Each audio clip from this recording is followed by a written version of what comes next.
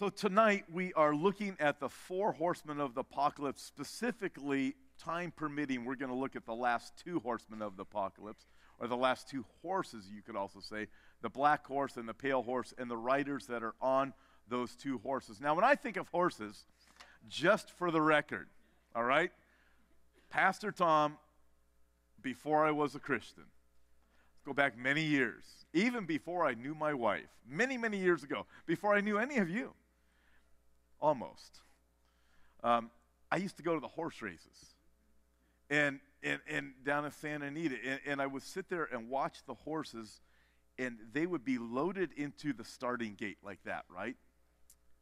And the first one gets in there, depending on how many horses are in this particular race. In this race, there's 4. But you look at them, and the horses are loaded in. The first one is in there, and it's locked into place. And it's hard getting those horses in. It's locked into place, and they're trying to stabilize that horse. And then the next one gets pushed in, and the next one gets pushed. And the first one, by the time you get to the third one, man, it's all antsy. If you have a lot of horses, it's even worse. But you finally get to that last horse. Man, when that last horse is in, the gate closes, boom, the bell goes, and those horses are off. I am telling you, when I look at these things, it appears to me right now, these first 3 horsemen of the apocalypse are already in there, and the last one is being shoved in right now. That gate is getting ready to be closed, the bell is going to go, and the tribulation is going to begin. Things are crazy that are going on out there. I look at these things, and I cannot help but think how close we must be to these biblical things being fulfilled. So let's read Revelation chapter 6. I'm going to start in verse 1, all right? Even though we looked at the first 2 horses already. Let's read chapter 6, verse 1 through 6. John the apostle is writing. He writes, "Now I saw when the Lamb opened one of the seals, and I heard one of the 4 living creatures saying with a voice like thunder, 'Come and see.' And I looked, and behold, a white horse. He who sat on it had a bow, and a crown was given to him, and he went out conquering and to conquer. And when he opened the second seal, I heard the second living creature saying, 'Come and see.' Another horse, fiery red, went out. And it was granted to the one who sat on it to take peace from the earth, and that people should kill one another. And there was given to him a great sword." Verse 5, the third horse. "When he," that would be the Lamb, the Lord Jesus Christ, "opened the third seal, I heard the third living creature say, 'Come and see.' So I looked, and behold, a black horse, and he who sat on it had a pair of scales in his hand. And I heard a voice in the midst of the 4 living creatures saying, 'A quart of wheat for a denarius, and 3 quarts of barley for a denarius, and do not harm the oil and the wine.'" So let's stop here for just a minute. And we've come to the third horse, the black horse. And the black horse represents famine and the economy. However, before we look at the specifics of the black horse, I have to bring this to your attention because it's almost too hard for me to believe. Last time we looked at the rider on the white horse and the rider on the white horse and the red horse, right? The white horse is peace, a bow, there's no arrows. It's peace through diplomacy. Remember that? Daniel chapter 8, verse 25. The Antichrist is going to come along, and by peace, by prosperity, by his planning, by his negotiations, by his diplomacy, he will destroy many. By his security plans that he offers to other nations, he's going to destroy many. That was the white horse. Then the red horse came along, and it was war. Now listen to this. This is something else that I know, because I've read the Bible. The Antichrist will come out of a revived Roman Empire. The Antichrist is going to not just come out of a revived Roman Empire, he is going to relocate in the beautiful land. The Bible tells us that the beautiful land is Jerusalem. He is going to live there out of the revived Roman Empire, right? Now check this out. I mentioned this morning briefly in passing. I'm going to give you the details right now.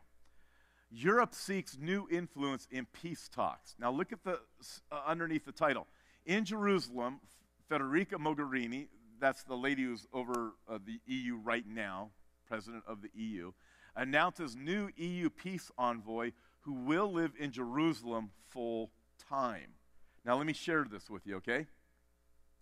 EU Foreign Policy Chief Federica Mogherini said Thursday Europe would increase its efforts to promote Israeli-Palestinian peace talks and announce the appointment of a Jerusalem-based peace envoy. Now listen to this whole thing, it's crazy.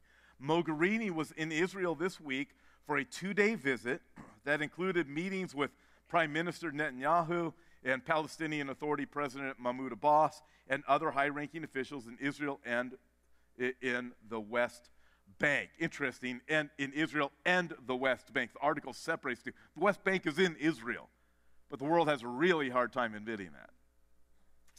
Mogherini reiterated the European desire to jumpstart peace talks during a press conference Thursday in which she introduced the EU special representatives to the Mideast peace process, his name, Fernando Gentilini. I never heard of the guy before, but whatever. Gentilini, 53, arrived with Mogherini on Wednesday after having been named to the position last month. The Italian diplomat previously served as director for Western Europe, Western Balkans, Turkey, the European External Action, and so forth. Unlike his predecessors, Gentilini will permanently live in Jerusalem. Yet it's not clear if he will reside in East Jerusalem or West Jerusalem. This appointment emphasizes the resolve of the Union to ramp up its involvement in the peace process, Mogherini said. Gentilini will work to renew negotiations with the goal of arriving at a comprehensive peace agreement based on a two-state solution. Now, I read this, I'm thinking, okay, you're going to relocate to Jerusalem. I'm not saying Fernando Gentilini is the Antichrist, so don't misunderstand. But everything is happening. We have a person from the EU relocating permanently to Jerusalem for the purpose of peace in the land, a two-state solution. Daniel chapter 11, verse 39, to divide the land for gain. I'm looking going, now I've read this all in the Bible before. When I read this, my antenna goes up. I want you to think about this too. President Obama, from everything I read, is kind of done with a lot of things that are going on. It appears that what he wants to do is say, you know what, Europe, I want you to take Jerusalem, you take Israel, this stuff is wearing me out and wearing me down, I don't want to do it anymore. What I believe we are witnessing is the United States saying, you guys just take it. You run with it, you go with it, I'll set it up as best as I can. But this is my own opinion. I think Obama is going to get to the point of saying, it's yours, Europe. Will it play out that way exactly? I do not know. But we do know the Antichrist will come out of a revived Roman Empire somewhere out of Europe and going to relocate in the area of Jerusalem for the purpose of negotiating a peace plan. Now, here's not the deal. It's just not just negotiating a peace plan. Daniel chapter 9, verse 26 and 27 says he is going to confirm, the Antichrist will confirm a covenant. What that means is this: there's already an agreement in place. This leader from Europe is going to come along and make it strong. That's what confirm means. It's already in place. He's going to make it. He's going to take it, what's already been laid there, and make it strong. Now, I want you to think of this. So the Western world, led by the United States right now and Washington, is making all kinds of agreements with Iran, the Mideast, in fact, Saudi Arabia, Egypt, so forth, and even Israel. In this planning is monetary things, prosperity. There are security plans, safety, Daniel chapter 8, verse 25, peace, right? You got the whole Iranian thing, the Muslim nations over there going, this is crazy. How could you even think of negotiating with Iran? So we're also negotiating with the many. Daniel's very clear. It is a covenant with many. Now, with that, understand this. This is the covenant with the many in the Mideast, Iran, Persia, and the many, a covenant with Europe, and a covenant with the United States. The Western world, Russia, the northern part, is not part of this. China, the eastern part, is not part of this. And South Africa, the southern part, is not part of this. Interesting, because when you look at the dynamics biblically of how things shape up politically in the last days, it's the Western world, led by Europe, a peace plan, the Antichrist living in Jerusalem, divide the land for gain. It is a peace with, it's a peace with many. It is a confirmation of a covenant, of an agreement that's already made by somebody else. The Antichrist comes along and makes it stronger for a period of 7 years. I'm looking and going, folks, we need to wake up and realize what's happening. All this based on the white horse of Revelation chapter 6, verses 1 and 2. The rider on the white horse is representing, he goes out conquering and to conquer through diplomacy. We saw that last time. You want the details, you can check it out. But I'm looking at the developments. Folks, man, I don't know what else to say. It's like it's crazy. As far as I can see, it's crazy. But I look at where we are right now, all right? Because now that just took like 15 minutes. I look at where we are right now, here with the third horseman of the apocalypse. Reason with me through this. If the first horseman, saw last time, is the Antichrist riding on the white horse representing peace, right? Peace through diplomacy. It's a person on a horse. The red horse is war, and it appears to be a group of individuals, an entity, that bring about the events of the red horse, the war horse, right? It then follows that the black horse, which is famine and the economy, I'll show you details in a minute, famine and economy, if it's a person or an entity with the white horse, a person or an entity with the red horse, then it only follows in context that we have a person or an entity with the black horse that intentionally crashes the economy and intentionally destroys things for their own gain. The elite versus everybody else. And I think the Bible's clear. We're going to see it in a minute on why when we get to the scales and the horse. But I want you to just think of this. This article appeared, Climate Change's UN-led hoax to create New World Order, Australian PM's advisor says. Interesting. Now, how many of you believe that that's a possibility? That's a lot of you. I do know this in Romans chapter 1. God says they will worship the creation rather than the creator. Professing to be wise, I will prove them to be fools. And we look at all of this that's going on. I can tell you what I read about all the climate change things, whether you believe the climate change is real or not. I believe that the climate is going to change when you get halfway into the tribulation. It's going to get so smoking hot, man. You think the drought's bad now? It's going to get really bad. Everything green starts to turn to brown. Everything green. Everything will look like Hemet, so that makes it feel a little bit better. In summer. I think it's a beautiful place. July and August are a little bit rough, that's all. But as you read the documents, it appears there is this new world coming, and climate change is helping to drive the reason why we need the entity in control. White horse, red horse, here right now, black horse.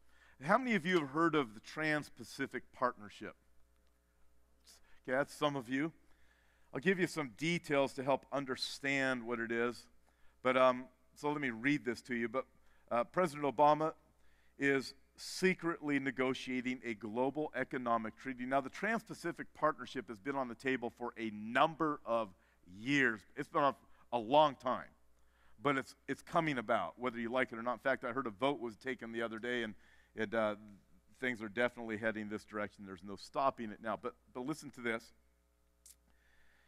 He's secretly negotiating a global economic treaty which would destroy thousands of American businesses and millions of good-paying American jobs. Now, understand this. This isn't an Obama-only thing or a Democrat-only thing.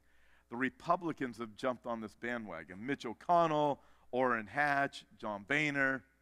The Republicans are helping to drive this thing. So you got to separate that concept when you're going through the Bible and understand the dynamics behind it. It isn't just a Republican and Democrat thing. This article goes on. In other words, it would be the final nail in the coffin, the TPP would, for America's economic infrastructure.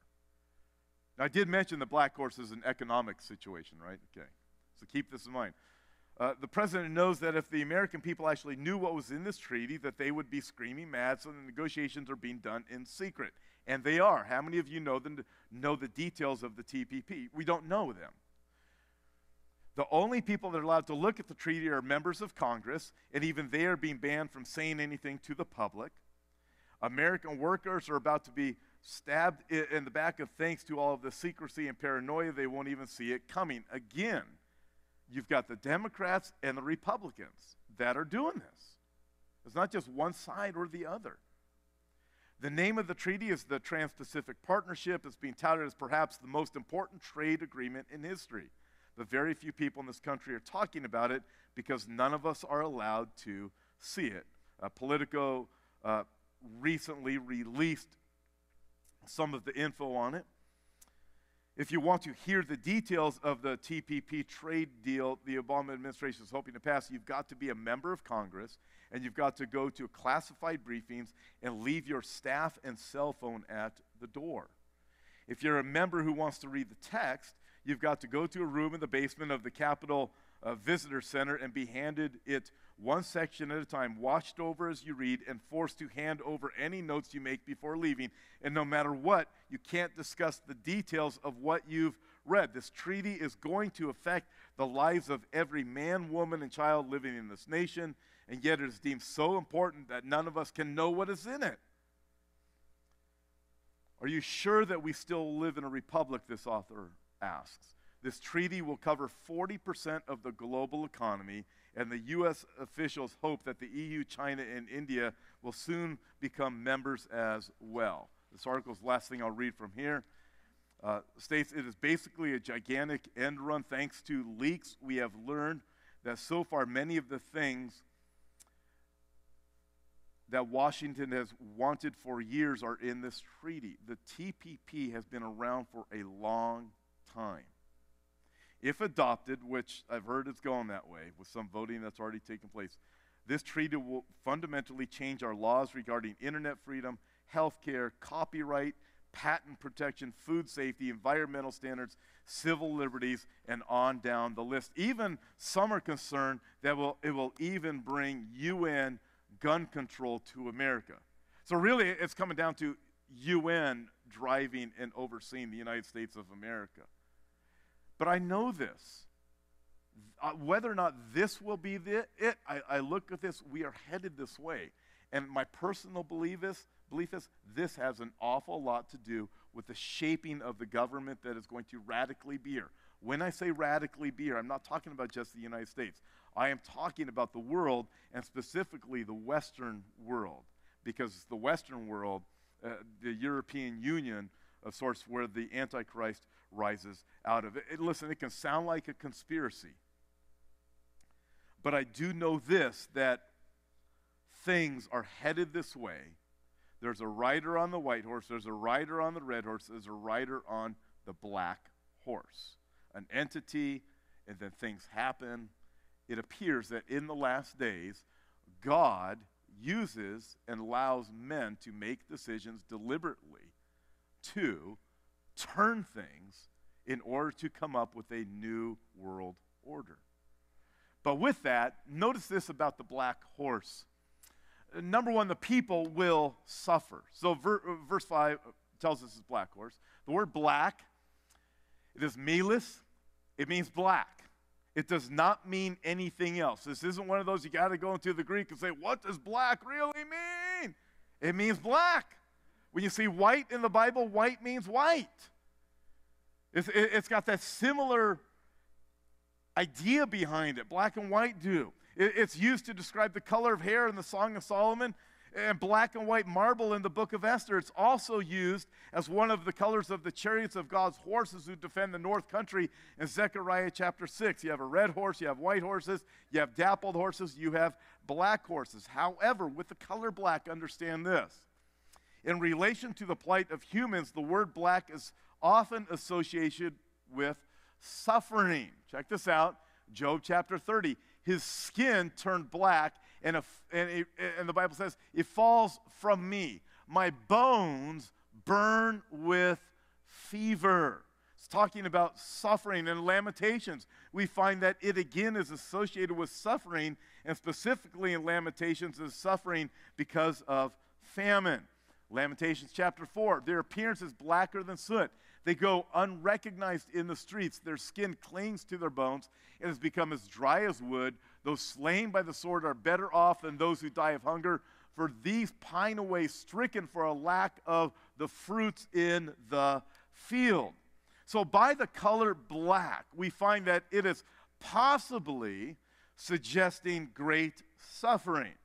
However, by the rest of Revelation chapter 6, we can know that it speaks of people and great suffering. Just by the color black, good chance speaking of suffering. By the rest of Revelation 6, it is speaking of suffering. But why will people suffer in Revelation chapter 6, verse 5? Because of great famine. So this is what we can piece together. The people will suffer, and the economy will crash. We are told here, look at this again. John says, I looked, behold, a black horse, verse 5, and he who sat on it had a pair of scales in his hand. Scales let us know that something is being measured. Here we know it is connected to the economy, and the scales are showing us that the economy is out of balance. Being out of balance, you go on and you look at verse 6. I heard a voice in the midst saying, a quart of wheat for a denarius, 3 quarts of barley for a denarius. Don't harm the oil and the wine. I'll get into those specifics in a minute, but this is saying, hey, the scales are way out of balance. Real briefly, what's saying is the rich are going to get richer. There's an elite class, and everybody else is going to suffer severely. That's ultimately what this says. I'll show you why in just a second. But with that, I look at this, there's a great famine coming. Right now, bird flu has captured a whole lot of turkeys and chicken, fowl in much of the midwestern sections of the United States. Did you know that? Destroying them. A friend of mine texted me last night and says his eggs have almost doubled that he goes to the store and buys. I haven't bought any eggs in a while. Does anybody you've noticed those prices going up? You see, this is the reality of it. I would expect your poultry to go up and this kind of thing.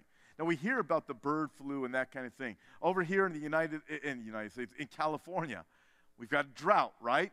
So we start coupling, we got drought, we got this bird flu that's attacking more and more turkeys and chickens. And then we add to that the bee population. Nation's beekeepers lost 40% of bees in 2014 and 2015. Now, some of you might be thinking, well, that's not really a big deal to lose the bee population. It is a big deal. The UN has described the worldwide decline in bees as potentially disastrous because of bees' vital role in pollinating our food.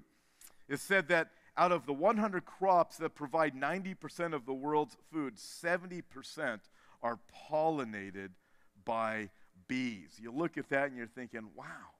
So you look at the bee pollination, you look at the drought, you look at the bird flu, and these are just things that we can focus on right here in the western half of the United States and zero in on that, and we realize there are interesting dynamics that are taking place that ought to have us a little bit concerned. But I look at all of these things, and I also know, again, says he sees there's a pair of scales in his hand. And this pair of scales is out of balance. The populace becomes poverty-stricken, while the elite class will get richer and richer. Proverbs chapter 16, verse 11 says, honest weights and scales are the Lord's. God's scales are honest, and God is letting us know there's an honesty problem in the world, and he is honestly telling us that we better pay attention. Food prices will rise dramatically. Tells us here, a quart of wheat for a denarius, 3 quarts of barley for a denarius. What's a denarius? A Roman denarius is a normal day's wage. Even Jesus tells us that. In Matthew chapter 20, verse 2, he had agreed with the laborers for a denarius a day, a payment. 1 denarius for a day. So here, inflation is going to rise so bad that a day's wage will buy you a loaf of bread. And you're going to feed your family or feed yourself with that day's wage. It has happened before. Will it happen again? Yes, I know it will because I just read it. Drudge had this picture, and I thought, boy, picture paints 1,000 words. Economy slows to a crawl. Here's from the Telegraph. Negative interest rates put world on course for biggest mass default in history. World. So not just the United States. By the way, as the economy of the world is shaping up right now, the United States is pretty much in better shape than everybody else. So there's still foreign money that's being poured into the United States. Did you know that? For investment purposes. But things are happening and things are eventually going to get bad. Some of you might recognize a picture like this. During the days leading up to World War II, after World War I, the German mark the inflation got so bad that it was said it would take the German mark, the cash, a wheelbarrow full to go and buy your bread for your family for one day. And it might get to the place where you get to the store to buy it and you still don't have enough. It wasn't always the wheelbarrows, but suitcases of cash. It would be there. Could it happen? It happened before. Could it happen again? It will happen again. I was talking with my dad the other day. He says, hey, he want to talk to me about things that he was observing that are going on in this world. And he asked me, he said, now, in the Bible, is there anything about the economy crashing before the rapture of the church? He's thinking, oh no, right? And I said, well, there's not specifics. You know, there's always suffering, there's always persecution, there's always going to be trials. But you separate that. So we don't know. We could go through this. However, the economy of Revelation chapter 6, that suffering, it won't happen until after the rapture of the church. But I told him it will happen. Here is why. And I explained to him about the black horse. And God is very clear. It is going to happen. I want you to check this out. I'm going to read this to you. Job chapter 38. And then I'll be back here. Job chapter 38, verse 22. I just think about this. You can turn there with me if you want. You don't have to. But check out these words. You ready? Now, I want you to think of this in the light of this. The Bible tells us that in the tribulation period, there's going to be hail that's falling upon the earth like fire, right? It's going to be coming down. Now, listen to these words. Job chapter 38, verse 22. God talking to Job, he says this, have you entered the treasury of snow? Or have you seen the treasury of hail, right? God gives us a picture right there. Have you seen the treasury of snow? Have you seen the treasury of hail? Like he's got a giant warehouse holding it. Have you seen it, Job? And then he says this, which I have reserved for the time of trouble, for the day of battle and war. The time of trouble is speaking of the tribulation period. God is saying, I am holding this. I've got my own treasury of this. The same could be said of the stars that are going to fall from the sky later on in Revelation chapter 6. I look at all of these things that are happening right now. And I think in my mind, something is holding these things back, especially when you look at the economy. Because I hear about all these reports. It's going to happen. We just don't know when. We don't know why it didn't happen 10 years ago. We don't know why it hasn't happened yet. I do know why. Because God is holding it back. He's got all different kinds of warehouses for whatever he is doing. He also has this giant hand, and he is holding everything into check until he says, the starting gate's up, the bells have rung, the horses are in a race. The four horsemen of the apocalypse have been let out. But I look at this, and God is saying, I'm holding these things for the day of trouble, for the day of the great judgment that is to come. I think, wow, that is crazy. God's holding things back. But also here, again, Revelation chapter 6. A day's wage for a wheat, right? A loaf of wheat, or 3 loaves or 3 measures of barley. Why is that?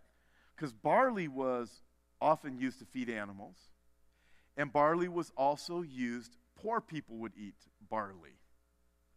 What's interesting, in the New Testament, Matthew, Mark, and Luke, you read about the little boy who had the 2 fish and the 5 loaves of bread. The Bible's clear. You know what kind of bread he had? Barley. He was, so we know from that alone, with that little boy with the 2 loaves of fish and the 5 loaves of bread, that he came from an impoverished family.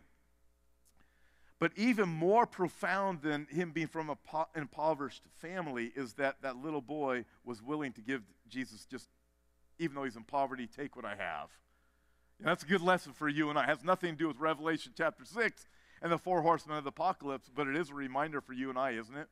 Even this poor boy who has nothing, you take my fish, you take my barley loaves. Do what you want to do with them, Lord. They are yours. I wonder what that little boy's life was like for the rest of his life. I wonder how it was growing up. Man, you should have seen what Jesus did with my barley loaves. I bet he's in heaven. That's sweet. But here, so you got the barley, the poor people, right? But you also have the rich. It appears that the rich will not be affected, even though many people will suffer and pay a day's wage for animals' food. Verse 6 says, don't touch the oil or the wine. The oil and the wine were used in the more affluent homes. It appears that the poorer people will be greatly affected, but the richer will still have plenty. A world economy that is out of balance is what it suggests. And I even believe it's purposely altered. Man, I read the news. Do you not see the same things I see? All of a sudden, I see somebody selling their house for $75 million. When most people I know are just trying to figure out how to pay the rent. And it's this really odd thing that is taking place. There are certain folks out there that are of this elite class, not being touched, while everything else seems to be in this control tanking direction. I look at that and I think this is exactly the direction that Revelation chapter 6 tells us things are going to go. Okay, with that, we have one more horse to look at. Now here's the deal. It's going to take prayerfully 15 minutes. Is that okay? Now that's prayerfully. So you better pray hard. I tell you what, if it starts to go too long, cut and we'll pick up there next week, all right? So I'll do my best to get as far through the next horse as we possibly can. So we had the black horse. The last horse of the apocalypse is the pale horse. Revelation chapter 6, verse 7. When he, Jesus, opened the 4th seal, I heard the voice of the 4th living creature say, come and see. So I looked, and behold, a pale horse. And the name of him who sat on it was Death, and Hades followed with him. And power was given to them over a quarter of the earth. Look at this. To kill with sword, with hunger, with death, and by the beasts of the earth. Wow! What is that all about? Well, the Bible tells us in 2 Timothy chapter 3, verse 1, that in the last days perilous times will come. People are going to try to escape from it, but they will not be able to. They did not turn to the Lord. We know later in Revelation chapter 6, when the destruction comes, the earthquakes start to hit that are mega severe, worse than what we're watching now. The rocks will fall, the mountains will crumble, and people will be asking, just hide us from the wrath of the Lamb as the rocks are crushing down on them. People are going to want to escape at that point, but they did not trust the Lord. Nor will they repent of their sins, the Bible tells us. Interesting. Although they know the wrath of the Lamb is the thing that's coming down upon them. But with that, Amos describes what that day will be like. It will be as though a man fled from a lion and a bear met him. Or as though he went into the house, leaned his hand on the wall, and a serpent bit him. He's running. Finally got away from the trouble. It's that kind of idea. You will not be able to escape this thing. John here is told, come and see. What do you see? You see a pale horse. So we note the color of the horse, number 1. As this horse surges forth, it creates an eerie sight because of its color. It is pale. Pale gives us this Greek word chloros. We get our English word chlorine.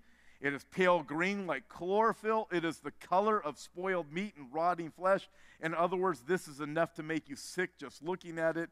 It is the color of death, and it is even the name of the rider on the horse is Death. Look at that. Wow. Him who sat on it was Death. Now check this out. The color of the horse is the first thing we note. What followed the rider tells us Hades, right? Check this out. So Hades is the place of departed souls, also known as hell. Now the sequence is worth remembering. The first rider, or first it's the rider, Death, followed by Hades, right? What does that let us know? Death takes the body, Hades takes the soul. And this is what God is letting us know is going on. These people refuse to repent. They refuse to turn to me, and they are being judged. Also tells us here, and power was given to them. Well, what kind of power and who are them? Them includes the pale horse and the previous three horses, the white horse, the red horse, the black horse, and now the pale horse. Power was given to them. Who gives them the power? God. God is the one who gives them the power. The tribulation has begun, and God has purposed these things to come to pass. What is the power for? We are told here. You ready? It is power to kill 1/4 of the earth. So right now there's about 7, almost 8 billion people on the planet. This is almost 2 billion people if it were to happen next week. Almost 2 billion people that are going to die, and the tribulation has only just begun. It is horrific. It is absolutely horrific. How would they kill? We are told here, by sword. Look at this. Power was given to them over 1/4 of the earth to kill with sword, hunger, and death in the beasts of the earth. With sword. Now this word sword here, check it out. It is Romphia, or something like that in the Greek. We'll ask Don Stewart next time he's out. How do you say that? It means any weapon of any kind. Now, I want you to think of this, all right? Because this fits to exactly where we are today, and I'll probably have to wrap it up after this. It fits with any weapon of any kind. With the red horse, there was a sword also. You remember that sword? A great sword. You remember what that word great was?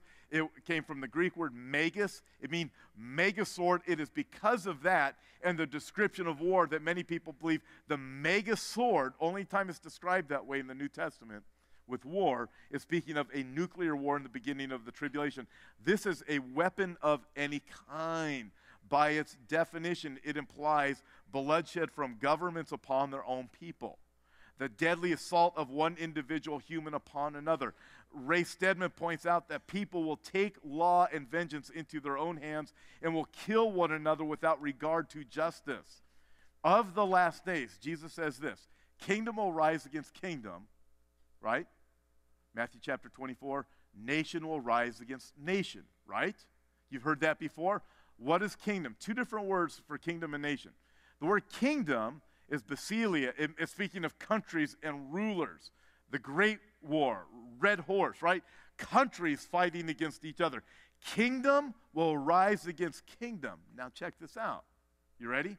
When he says nation will rise against nation, the word for nation is ethos. This is what it means.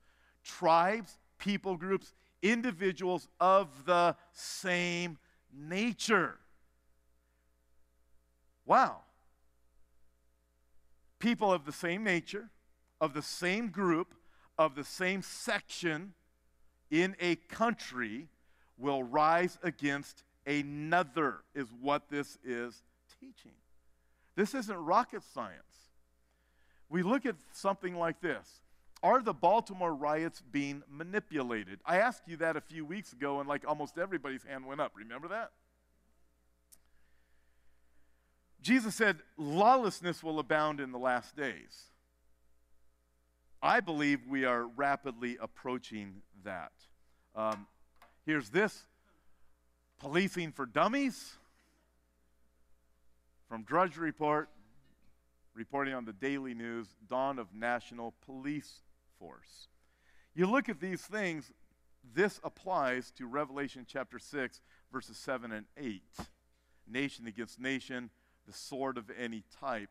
it also applies to Revelation chapter 13 when the government's got to take control. But I'm going to wrap up with this. You ready? Because I can see you're starting to get sleepy on me. So I'm going to have to wrap up. See, I can see your faces. How many of you heard of Jade Helm 15? That's a lot of you. Do you read a lot of the same things I read? Obviously, you're not just watching CNN. So what is Jade Helm? And we'll conclude with this, and we'll have to pick up here next week. But probably best that I read this to get a good understanding. But when you look at Jade Helm, it's being purported by the government. Though what it is, it's operations of our military in particular areas of the country. Some are out in the desert. Some of these operations are within big cities by the military. So it's got a lot of people concerned, because the government release is they are preparing to go to a foreign theater. In other words, a war in a foreign country. Well, why would you have to go to a city then if you're going to go out to Iraq to fight, right? In the middle of the desert. It would make sense out there in Joshua Tree or something like that. But when you go into cities, so there's some questions that people have about Jade Helm, what it is. So the recent exposure of the nationwide Jade Helm 15 exercise has made many people suspicious with good reason. Federal crisis exercises have a strange historical tendency to suddenly coincide with very real crisis events, writes this author. We may know very little about Jade Helm beyond government admissions, claims, and misdirections, but at the very least, we know what JADE is an acronym for: Joint Assistance for Deployment and Execution, a program designed to create action and deployment plans using computer models meant to speed up reaction times for military planners during a crisis scenario. It focuses on rapid force deployment planning in crisis situations. Crisis situations, right? So think of that. Think back to the Baltimore riots. That's all you have to get back to, okay? Statements by the Department of Defense that Jade Helm is nothing more than a training program to prepare military units for foreign deployment. This is clearly a lie if Jade Helm revolves around crisis events, which denotes domestic threats, crisis events, domestic threats, rather than foreign operations. Also, this author goes on, if you consider the reality that special operations forces always train like they fight and train in environments similar to where they will fight, the entire notion of Jade Helm as preparation for foreign theater sounds absurd. If special operations forces are going to fight in Iraq, Iran, or Syria, they go to training grounds in places like Kuwait or out in the desert. If they are training in places like Fort Lauderdale, Florida, hence they are, including infiltration training, then there's no way around the fact that they are practicing to fight somewhere exactly like Fort Lauderdale with a similar culture and population. The author goes on, I would further note that Jade Helm exercises are also joint exercises with domestic agencies like the FBI and the DEA, Drug Enforcement Agency. Again, why include domestic law enforcement agencies in a military exercise merely meant to prepare troops for foreign operations? This author says, so if JADE is actually a crisis planning system for the military, and military is training for domestic operations, what is the crisis it is training to react to? It's hard to say.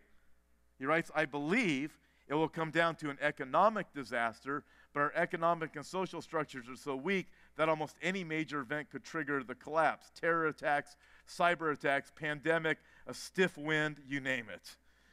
The point is the government expects a crisis to occur, and with the advent of the crisis, the ultimate war on the American people will begin. So now look at these things. Some of you are saying, Pastor Tom, you're not believing all this stuff, are you? I'm not going to tell you. But I will tell you this. Revelation chapter 6 tells me this is how it's going to play out. The things that we've looked at. It will play out. Will it play out that way tomorrow? It's going to play out after the rapture of the church, after we are gone. It is going to play out. It's going to play out like that. We have all these dynamics that are going on right now and some other things I was really hoping to show you tonight. But that's next week. So with that, folks, I will say this. Look up. when you see these things begin to take place, look up for what? Your redemption draws near.